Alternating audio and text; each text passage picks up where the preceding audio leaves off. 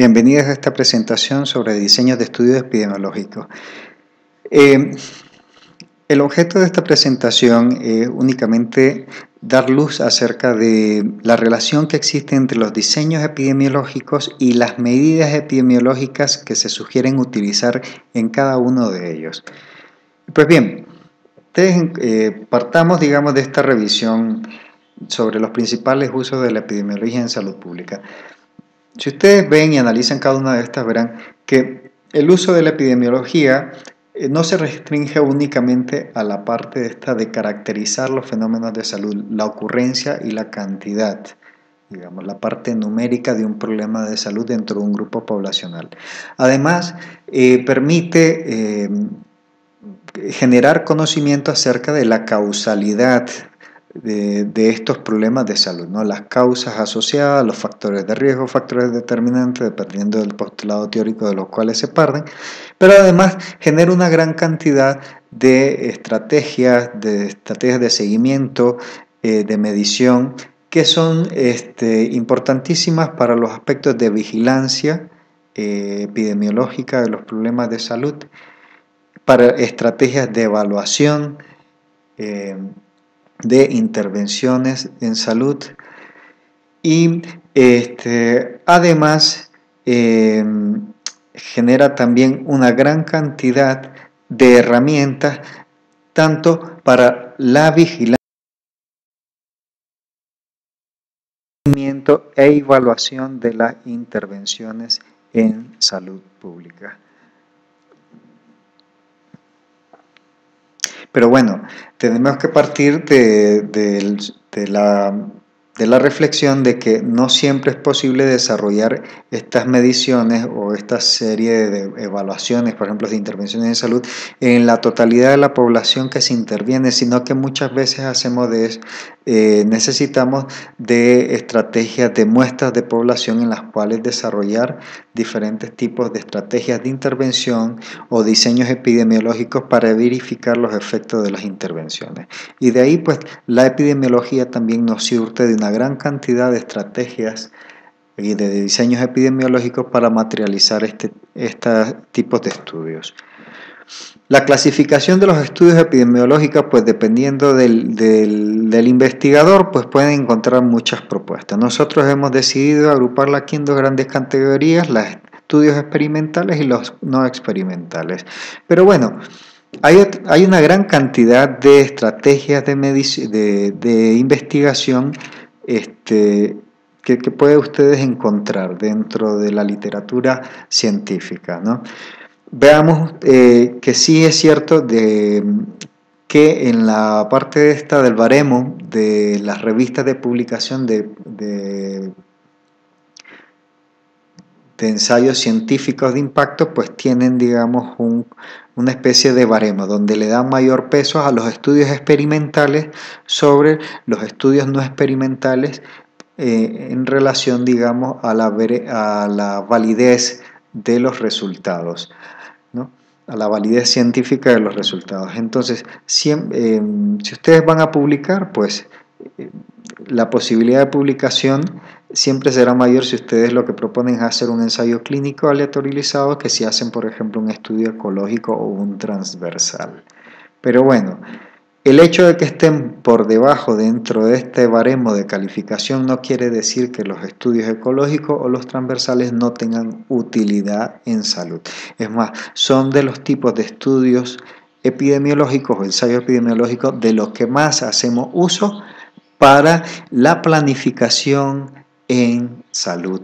Si no, vean ustedes, por ejemplo, el gran esfuerzo que hace INEGI en el diseño y recolección de información de las encuestas demográficas, las encuestas de salud y nutrición y demás, y su importancia también en la definición y la orientación de las políticas públicas en salud y en el diseño y operacionalización de los programas y servicios de salud pública en México. Pues bien, habíamos dicho, nosotros preferimos utilizar esta clasificación que propone Rothman de estudios epidemiológicos experimentales, donde tenemos ensayos clínicos de campo y ensayos comunitarios de intervención, y los no experimentales, donde tenemos las cortes, casos controles, los estudios transversales o tipo encuestas y los ecológicos. Pues bien, veamos algunas generalidades sobre el diseño, cada uno de estos diseños y las medidas epidemiológicas susceptibles de utilizar. Comencemos por los ensayos epidemiológicos. Pues bien, dentro de sus características son estudios experimentales, tienen, utilizan como principal parámetro el ensayo de referencia, el ensayo experimental o los estudios experimentales. Entonces, si vemos que esto es lo que utilizan como principal referente, entonces sabremos que son estudios de seguimiento, ¿no? Es decir, prospectivos, utilizan la aleatorización como alternativa para lograr comparabilidad entre las poblaciones que se están comparando y requieren de la utilización de los mismos métodos de seguimiento y medición para todos los participantes del estudio, ¿no? O sea, permite igual tratamiento en cuanto al seguimiento para los grupos de comparación y proporcionan el máximo grado de evidencia para confirmar relaciones de causa-efecto al permitir minimizar la ocurrencia de sesgo, es decir, por esto es debido a que el investigador tiene la capacidad de controlar en gran medida potenciales variables que pueden modificar los efectos analizados del factor de exposición, ¿no? Entonces, el investigador tiene la posibilidad de controlar potenciales variables confusoras de los resultados. El diseño habitualmente pues, se esquematiza en este tipo de diagrama a partir de una población inicial o población blanco, establecemos criterios de inclusión o de exclusión al estudio, sacamos a los no elegibles, a los no participantes, a los que prefieren no participar, y dentro del grupo que nos queda, que sería la población estudio, de forma aleatoria asignamos personas al grupo de exposición y al grupo de comparación. Recuérdense las restricciones éticas, que en el grupo no expuesto no es que hay ausencia de intervención, simplemente que a este grupo lo exponemos a las intervenciones habituales, a las estrategias que de forma habitual se desarrollan desde los servicios de salud para la atención de la enfermedad o el evento que estamos analizando, ¿no? Acuérdense además que en los ensayos clínicos la población de estudio con la que comenzamos son población enferma o son pacientes en su mayoría.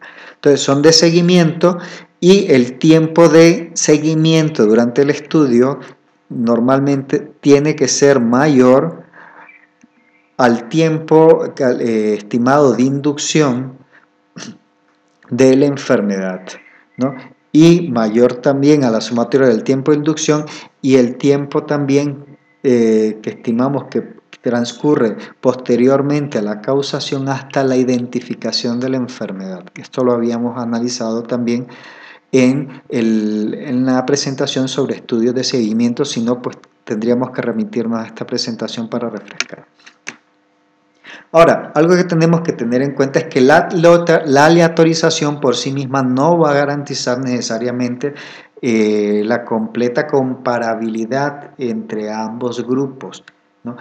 Siempre después de hacer un proceso de asignación aleatoria hay que verificar si realmente conseguimos o no grupos comparables para las variables que hemos definido que tenemos que controlar a través del proceso de aleatorización.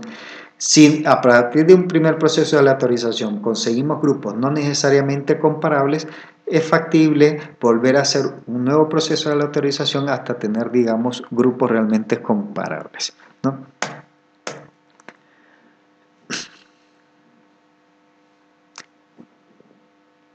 Perdón. Experimentales, veíamos que las principales características de los no experimentales es que en ellos, uno, son aquellos estudios que se desarrollan cuando las restricciones éticas no son posibles de asegurar en un estudio epidemiológico, ¿no?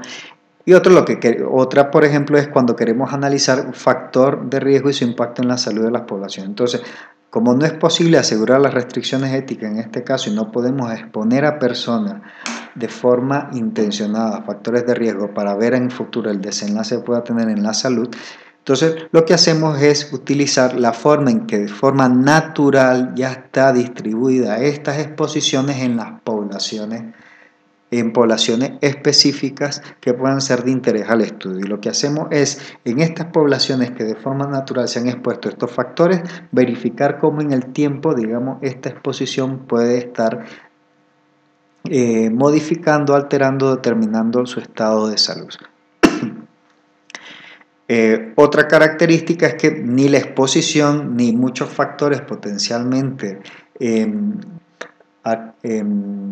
que distorsionen los resultados del estudio son susceptibles de modificación y control por parte del investigador. Entonces, sí hay una mayor posibilidad de incurrir en sesgos o de ocurrencia de sesgos en este tipo de estudios, ¿no? Y los principales tipos de estudios no experimentales pues, son los de cohortes, casos controles transversales y ecológicos. Los de cohortes, pues en esencia tienen un diseño bastante parecido a lo que hemos visto anteriormente como estudios experimentales. Son prospectivos, son de seguimiento, ¿no? Pero a diferencia de los ensayos clínicos o los estudios experimentales epidemiológicos, en estos la exposición no es controlada por el investigador, sino que ha ocurrido de forma natural. Y en ellos, las poblaciones en estudio, las cohortes de expuestos y no expuestos, se definen a partir de la exposición digamos, del criterio de exposición o no que de forma natural ha ocurrido en estos grupos poblacionales. Eso sí, al igual que los estudios experimentales, la población a incluir dentro del estudio debe de verificarse que esté libre del efecto de interés del estudio, perdón, libre del evento resultante o del resultado de interés en el estudio.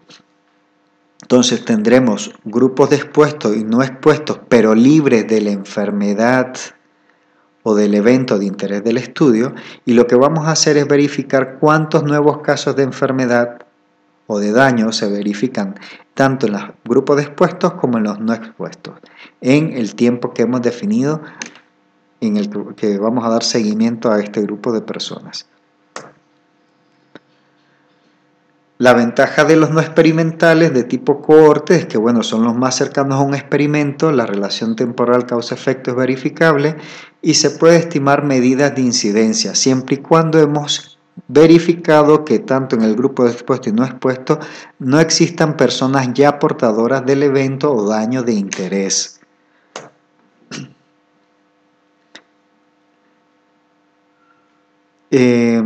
Acá hay una equivocación, realmente son poco eficientes para exposiciones de baja frecuencia. Recuerden, entre menos frecuente es la exposición, pues necesitamos un mayor volumen de personas a seguir para verificar la ocurrencia de daño, una cantidad suficiente de daño que dé origen a una cantidad suficiente de observaciones que sustenten los resultados del estudio. Pueden estudiarse varios eventos a la vez, se pueden fijar criterios de calidad de medición del tiempo y baja los riesgos de sesgo de selección que tienen otros tipos de diseños no experimentales. Desventajas: suelen ser muy caros cuando se estudian eventos poco frecuentes o factores de exposición que requieren muchos años o un periodo muy largo de exposición para lograrse el evento. Luego es la complejidad que genera también el proceso de seguimiento y recopilación de información de todo y cada uno de los participantes. Ahora, aquí es donde quería llegar. Dado que son estudios de seguimiento e inician con población libre del daño o evento de interés, donde lo único que difieren los grupos analizados es respecto a la exposición, lo que podemos hacer es, tanto en el grupo de expuestos como no expuestos, analizar ocurrencia de nuevos casos de enfermedad. Entonces, eso permite que tanto en los diseños experimentales como en los diseños de cohorte podamos calcular como medidas de frecuencia incidencia acumulada. Y si estamos midiendo tiempo persona, pues calcular tasas de incidencia. Por favor, revisen su material sobre medidas epidemiológicas para que diferencien lo que son las incidencias acumuladas cuando el denominador es población total en riesgo y tasas de incidencia cuando tenemos como denominador tiempo persona. Pero bueno, podemos calcular incidencia. Entonces, si podemos calcular incidencia, la medida de asociación a calcular será riesgo relativo o la razón de tasa. Riesgo relativo si lo que hemos calculado inicialmente es incidencia acumulada, y riesgo relativo será igual a la división o a la razón resultante de dividir incidencia acumulada en los expuestos entre la incidencia acumulada de los no expuestos. Si ven, lo que propone esta división es decirnos cuánto más riesgo de enfermar existe o cuánta mayor cantidad de daño nuevo existe en los expuestos con respecto a los no expuestos. Una división siempre es una relación de tamaño y nos da a entender cuántas veces más grande lo que tenemos en el numerador con respecto al denominador. En este caso, riesgo relativo nos dirá cuánto más daño hay en los expuestos con respecto al daño que hay en los no expuestos. Las razones de tasas, pues tendremos las tasas de incidencia entre expuesto y no expuesto. Es decir, nos dirá cuánta más daño hay en los expuestos o cuánto más nuevo daño hay en los expuestos con respecto al nuevo daño que hay en los no expuestos igualmente. Si esas son las medidas de asociación factibles de calcular, podremos calcular a partir de las incidencias estimadas como medidas de impacto potencial las siguientes medidas. Riesgo atribuible en expuesto, que si ustedes ven en la fórmula lo que me dice es, oye, ¿cuánto más riesgos tienen en los expuestos con respecto a los no expuestos? ¿O cuál es el exceso de daño que se debe específicamente por la exposición? Podemos calcular también el número necesario a tratar, que son la cantidad de personas a tratar para evitar cuántas personas que presentan daño o presentan la exposición necesito tratar para evitar un caso. Eso es número necesario a tratar. ¿Cuántos necesito de los que están expuestos tratar para evitar un caso de desenlace fatídico de la enfermedad? La fracción etiológica en expuesto lo que nos dice es cuánto porcentaje del daño puedo evitar en los expuestos si interviniera la exposición o si eliminara la exposición, y el riesgo atribuible en la población, que lo que nos dice es cuánto daño puedo eliminar o puedo evitar en la población total si yo eliminara la exposición o si yo tratara efectivamente la exposición. Entonces, todas estas medidas de impacto potencial son factibles de calcular a partir de un estudio prospectivo, ya sea un ensayo clínico, un diseño experimental epidemiológico o un estudio de cohortes, un estudio no experimental de cohortes. Ahora, riesgo atribuible en expuesto, les había dicho, ¿no? Riesgo atribuible en expuesto o fracción etiológica en expuesto nos dice cuánto más daño se presenta en los expuestos con respecto a los no expuestos. Y esa diferencia es el exceso de daño que yo digo que se debe específicamente por la exposición. Todo aquello que ocurre o que aquella cantidad de daño que ocurre por encima de la que presentan los no expuestos es la que yo digo que en los expuestos se debe específicamente a la exposición. Es decir, si yo eliminara la exposición, yo esperaría que los expuestos enfermaran de la misma forma que lo hacen los no expuestos. Por tanto, todo el daño que está por encima de lo que presentan los no expuestos, en el grupo de los expuestos, yo puedo decir que es la fracción etiológica de exposición, o sea, la fracción que se debe específicamente a la exposición. Y eso es el RAE también. RAP lo que me dice es lo mismo. Si yo eliminara la exposición, yo esperaría que la población total se enfermara de la misma forma que lo hacen los no expuestos. Por tanto, todo este exceso de daño que ocurre en la población general, por arriba de la tasa de incidencia de los no expuestos, es el exceso de daño que yo atribuyo a la exposición. Es decir, si yo eliminara la exposición, yo esperaría que se disminuyera todo este cacho que está acá, y que es lo que denomino el riesgo atribuible en la población. Es lo que yo esperaría que se disminuyera el de daño en la población general si yo eliminara la exposición. Ahora, veamos los estudios de casos y controles.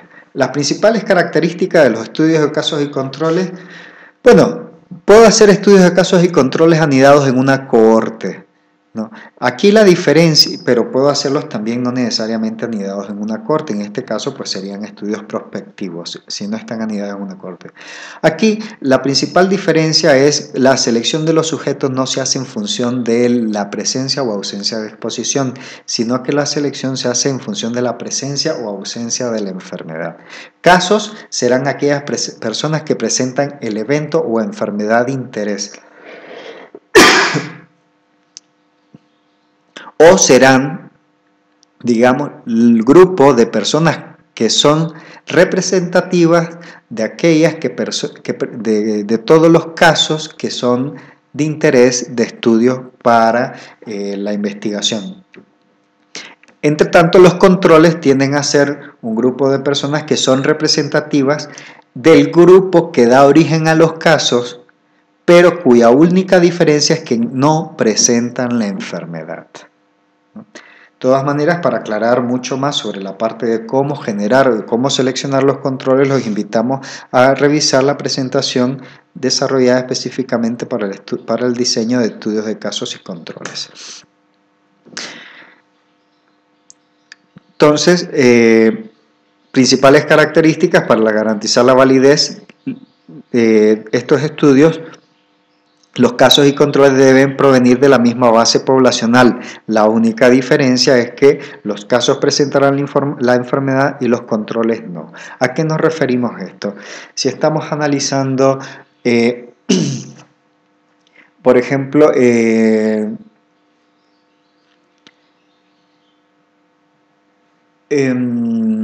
veamos, estamos analizando, por ejemplo, mortalidad por accidente de tránsito en grupos de adolescentes. Y nos interesa ver, por ejemplo,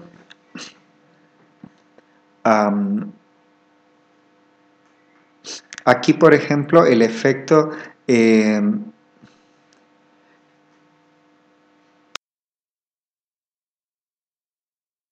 controles, donde la selección de los sujetos acá será en función, digamos, del evento de interés. Aquí será accidente de tránsito.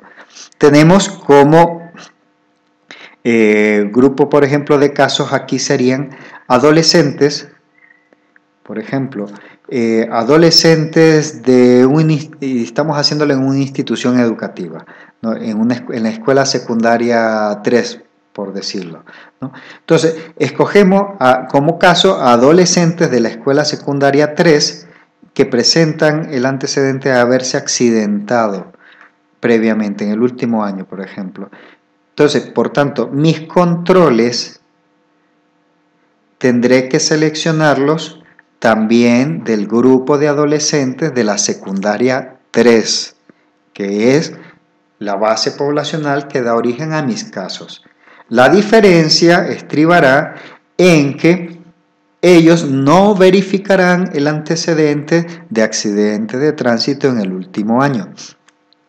Ahora, una vez establecido de esta forma mis casos y mis controles, puedo establecer hacia atrás para ambos grupos de caso y control el estudio de antecedentes que me puedan potencialmente explicar por qué o no, digamos, por qué la ocurrencia o no ocurrencia, digamos, de esta siniestralidad en estos grupos de comparación. Uno de los factores que puedo estudiar como antecedente es el consumo de alcohol durante las fiestas, por ejemplo, que realizan, ¿no?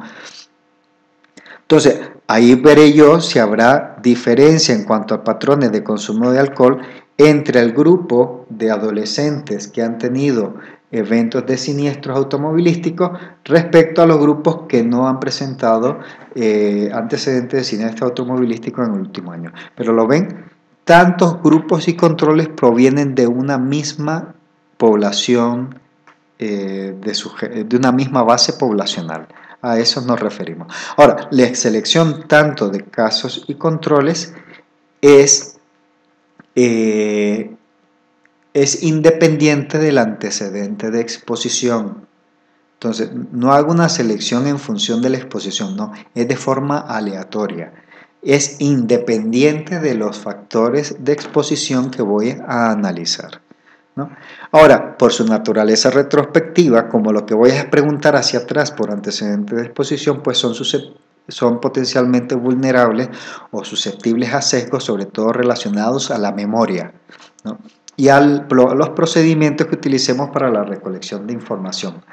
Me refiero acá, por ejemplo, imagínense que van a ustedes a preguntarles a adolescentes sobre patrones de consumos de bebidas alcohólicas. Entonces, hay muchos factores que hay que analizar en el proceso de recolección de información. Por ejemplo, si ustedes ponen a los profesores a recoger información en la encuesta, pues potencialmente muchos de los chicos que consumen alcohol pues dirán que no lo hacen, pero simplemente por guardar una imagen con respecto a la persona que está preguntando. Entonces, hay muchos elementos que hay que tener mucho cuidado en la estructuración y en este tipo de diseño, porque son muy susceptibles a verificarse sesgos en los procesos de recolección de información. No solamente debido a la memoria de los individuos que dan la información, sino también quién es el que está preguntando y el cómo se pregunta. Ahora, una cosa importante, la forma de estructurar nuevamente las tablas 2x2 siempre es la misma. El evento de interés define las columnas y casos a ir a la izquierda y controles a la derecha. Y el factor de exposición definirá las filas. Y exposición siempre tiene que ir arriba y la no exposición abajo.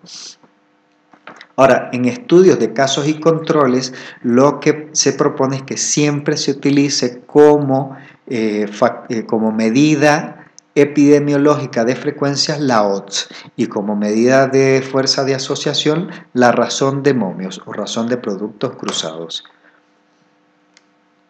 Son eficientes ante enfermedades raras, son eficientes para estudiar enfermedades con periodos de latencia o inducción prolongado y se pueden estudiar varias exposiciones de formas simultáneas. Y bueno, una de las cosas que los hace muy interesantes es sus bajos costos. Acuérdense que pueden ser una estrategia su utilización puede ser una estrategia para eficientar los estudios de cohortes cuando realizamos un estudio de casos y controles anidados en una cohorte. La desventaja, pues no se puede estimar de manera directa incidencias o prevalencias, ¿no? Tienden a haber sus complicaciones. La estimación de incidencias será mejor cuando anidamos un estudio de casos y controles en una cohorte de seguimiento. Son susceptibles a sesgos de selección, a sesgos de memoria. Y bueno, tenemos que tener mucho cuidado a la hora de definir casos y definir la exposición también. Medidas de asociación, bueno, de frecuencia, prevalencia, es posible estimar prevalencia y recomendamos siempre hacer uso o estimar odds, que la odds siempre será cuánto más daño tengo con respecto a no daño, ¿no? Tanto en el grupo de expuestos como no expuestos. Recordemos que es una medida de ventaja. ¿Cuánto daño tengo cuántas personas con daño tengo por cada persona que no tiene daño? En un grupo de expuestos o grupo de no expuestos.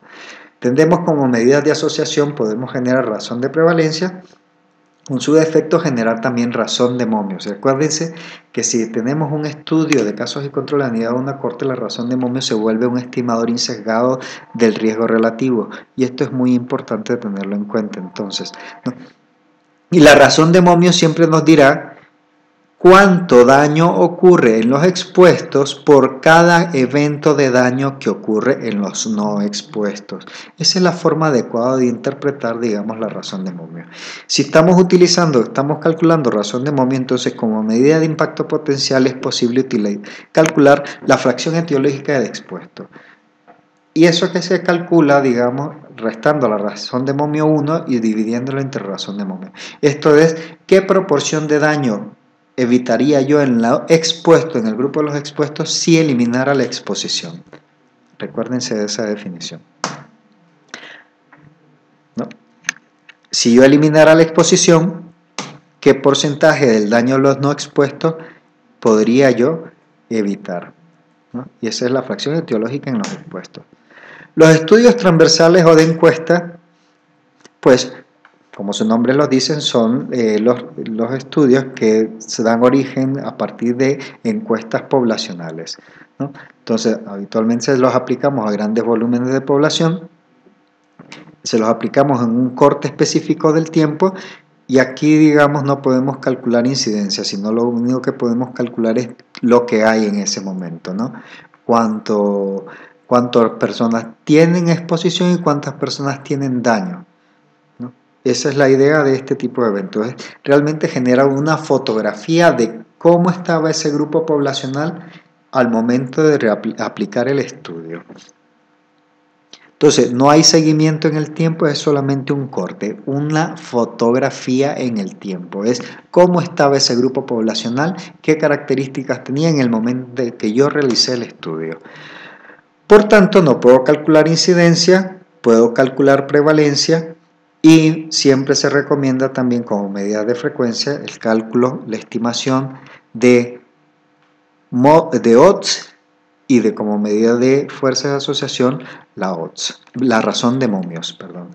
La forma de estructurar las tablas será la misma, las columnas definidas por el factor por el daño o evento de interés, donde los casos irán a la izquierda y los controles a la derecha, y a las filas estarán determinadas por el factor de exposición, dejando la exposición en la parte superior y la no exposición en la parte inferior. Entonces son eficientes para estudiar prevalencia de enfermedad en la población, se pueden estudiar varias exposiciones, son poco costosos en general comparación a los estudios experimentales, ¿no? Las desventajas son los problemas para definir y medir exposición, hay muchos sesgos de selección y son estudios que tienen potencialmente mucha posibilidad de sesgos de diferentes tipos que jueguen que digamos no favorezcan una interpretación muy fácil de relaciones tipo causa-efecto entre la exposición analizada y los eventos de ocurrencia, sobre todo porque no podemos verificar esta relación temporoespacial de que las exposiciones estén antecediendo al efecto, ¿no?